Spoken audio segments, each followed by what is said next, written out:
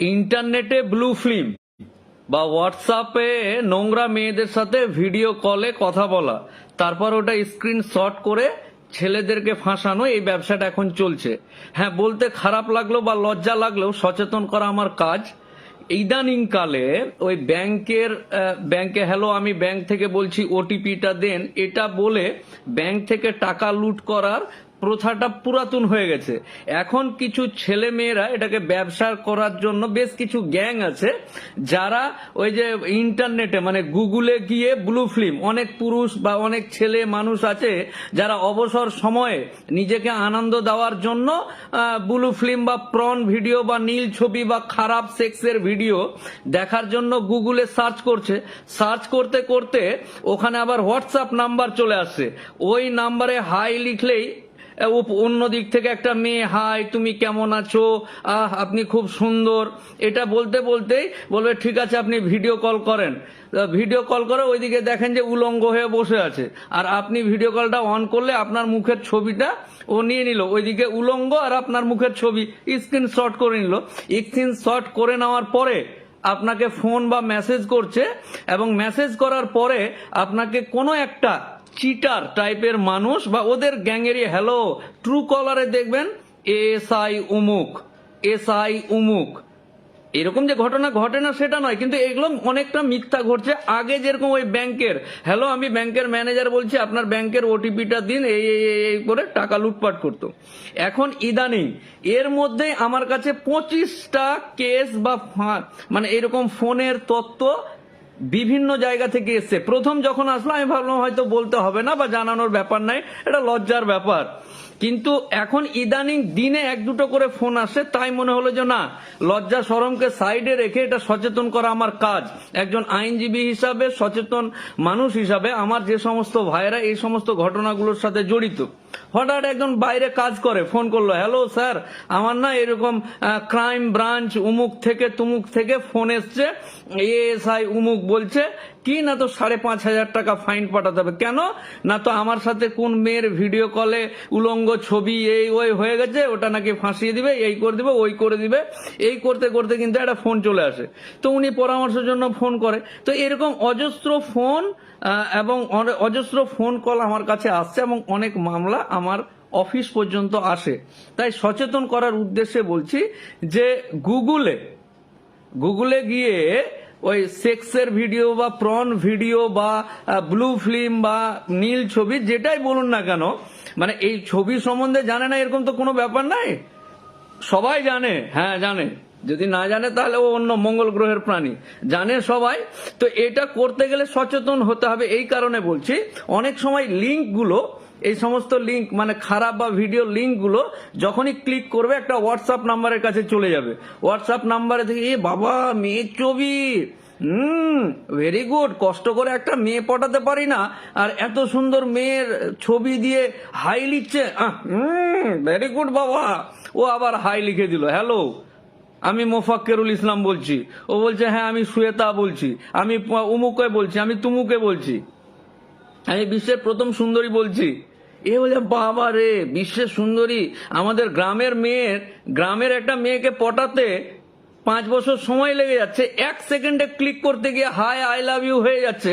এবার তখন বলছে তুমি আমাকে ভিডিও কল করো, আমি তোমাকে দেখতে চাই। ওইদিকে উলঙ্গ হয়ে আছে, ভিডিও কল করলে কি হয়, একদিক বড় দেখা যাবে একদিক ছোট যাবে, মানে দুজনের স্ক্রিনে আসবে, ওটা স্ক্রিনশট করে নেবে। ওইদিকে উলঙ্গ হয়ে আছে, এইদিকে আপনার মুখের ছবিটা। আপনি তো জানেন না, প্রথমেই যে এক ডাকেই প্রেম হয়ে উলঙ্গ হয়ে যাবে এটা তো আপনার ধারণা নেই। মানে নর্মালি কি হয়, প্রেম করতে অনেক সময় লাগে, আর এতে হ্যালো হাই করতে করতে উলঙ্গ। তো এই উলঙ্গ ভিডিও করতে গিয়ে স্ক্রিনশট করে নিয়ে আপনাকে বলছে হ্যাঁ পাঠা এবার বাবা, না হলে আপনার মতন একটা রেপুটেশন মানে গ্রামের লোককে জানিয়ে দেবো, ইন্টারনেটে ভাইরাল করে দেবো, এই করে দেবো ও করে দেবো। অনেক গরিব ছেলে তার ইজ্জত এবং সম্মান বাঁচাতে গিয়ে, আচ্ছা পাড়ায় যদি রোটে যায় যে আমি ব্লু ফিল্ম দেখতে গিয়ে আমার 20,000 টাকা, মানে পাড়াতে, আমি যে পাড়াতে থাকি সেই পাড়াতে, দেখো তো নিচে আছে, নিচে যাও, আমি যে পাড়াতে থাকি সেই পাড়াতে যদি প্রচার হয়ে যায় যে মোফাক্কেরুল ইসলাম ব্লু ফিল্ম দেখার জন্য কেস হয়ে গেছে, ঝামেলা হয়ে গেছে, তো এই আমার সভ্য মুখটা অসভ্যের একটা প্রচার হয়ে যাবে, মানুষ লজ্জিত, আপনি গ্রামের লোক জেনে নিবে, এই করলো মুক্ত, হ্যাঁ 20,000 টাকা পাঠাতে হবে, পাঠিয়ে দিলাম, আবার পাঠালেন, আবার বলে 5,000 পাঠা, 2,000 পাঠা, এই পাঠা ওই পাঠা, এই করতে করতে সর্বশ্রান্ত করে দিবে। তাই প্রথম কথা হলো যে এই সমস্ত ভুয়ো বা স্ক্যাম বা স্ক্যান্ডাল থেকে নিজেকে এড়িয়ে রাখতে হবে। মানে সেই সমস্ত সাইটে বা মানে পাতানো ফাঁদে পা দিতে হবে না, যদিও পা দিয়ে দেয় ভয়ের কোনো ব্যাপার নাই, চুপচাপ টাকা দিতে যাবেন না, খোঁজ খবর নিয়ে সচেতন মানুষ যারা আছে লজ্জার কাণ্ড তো ঘটিয়েই ফেলেছেন, অন্তত টাকাটা দিয়ে আর্থিক ক্ষতিটা করবেন না। বোঝাতে পারলাম? মানে লজ্জার তো মাথা খেয়ে নিয়েছেন ঘটনাটা ঘটিয়ে, কিন্তু ওই টাকা পয়সা দিয়ে অন্তত সর্বশান্ত হবেন না। সজাগ সচেতন ভাবে আলোচনা পরামর্শ করে অরিজিনালি ফোন এসছে না ডুপ্লিকেট কোনো গ্যাং থেকে ফোন করেছে না কি থেকে ফোন করেছে, এই সামগ্রিক ব্যাপারগুলো জেনে শুনে কিন্তু শ্রবণ ঘোষ, শহীদুল মন্ডল, সচেতন করতে হবে তো ভাই। কি খবর? শেয়ার করিস নিজেরে বাবা, কেউ রে, কি খবর রে? হ্যাঁ, এত মানে ভাবলাম যে বলবো না, তবুও বলতে হলো, আর তুমি শেয়ার করতে লজ্জা করছে, এ কি রে বাবা? হ্যাঁ, খুব মুশকিল। শেয়ার করে দাও, ফটাফট শেয়ার করে দাও। তো যেটা বলছিলাম যে অন্তত আপনার সাথে যদি এই ঘটনা ঘটে থাকে বা আর কিছু হয়ে থাকে, তাহলে কিন্তু সজাগ সচেতন প্রথমে করতে হবে। এটা কে করলো, কোথা থেকে এলো, অরিজিনালি পাঠিয়েছে কিনা। দেখবেন যে ডুপ্লিকেট সাইবার ক্রাইমের একটা মেসেজ চলে এলো, লিখে দেখলেন হ্যাঁ cyber crime Delhi, cyber crime Mumbai, cyber crime Gujarat. মানে আমি গুজরাট থেকে বলছি, হ্যালো हाँ पैसा भेजिए, नहीं तो फाइन भेजिए, नहीं तो आपका ये सब वो हो जाएगा।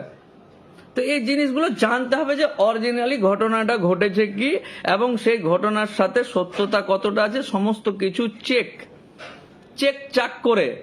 কারণ আপনি যখন ওই সমস্ত ভিডিও দেখবেন তখন তো চেক করেই দেখেন যে এটা দেখবো না ওইটা, ওইটা দেখবো না ওইটা, ওইটা দেখবো না ওইটা। তো ওইটা যখন চেক চাক করে দেখেন তখন এই ঘটনাটা ঘটার পরে কিন্তু আপনাকে চেক চাক করে ফিটফাট হয়ে সমস্যার সমাধান করতে হবে।